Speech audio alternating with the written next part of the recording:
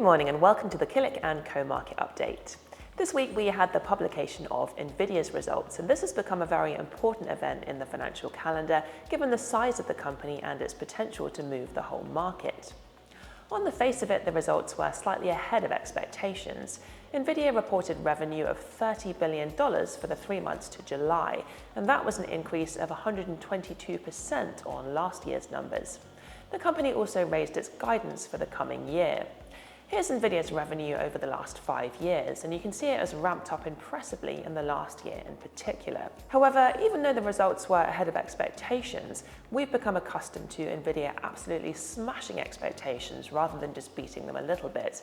And as a result, some investors were a little bit disappointed with these results, and the shares dropped by 7%. Here's the 1-year share price chart. The shares have been as high as $140. They dropped below $100 in that market wobble that occurred earlier this year, and they're currently around $117. Today is Warren Buffett's 94th birthday, and this week his company Berkshire Hathaway hit a $1 trillion market capitalization, and that makes it the first non-technology company in the US to hit this milestone. Here are the 7 listed largest companies in the US. Apple is at the top, currently worth $3.49 trillion, and Berkshire Hathaway has just snuck in at the end there. Here's the share price chart over the last 10 years. You can see the shares have had a good run of late. The shares are now well above their previous 2021 peak, and they're now more than $700,000 each. We can look at Berkshire Hathaway's regulatory filings to see what the company is invested in. The last available data is from June. The company is currently holding a large amount of cash, accounting for about a quarter of the full portfolio, and that suggests that Warren Buffett is struggling to find things that he wants to buy.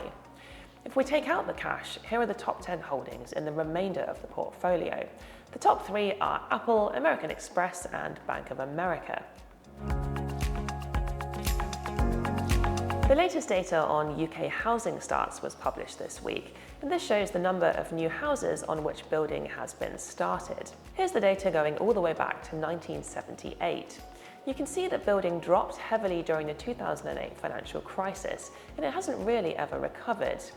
There was a decent uphill trend following the crisis, partly because interest rates were so low, and then there was a complete drop during COVID when building was not permitted for a while. There was a bit of a surge after that due to pent-up demand, but then a big drop more recently.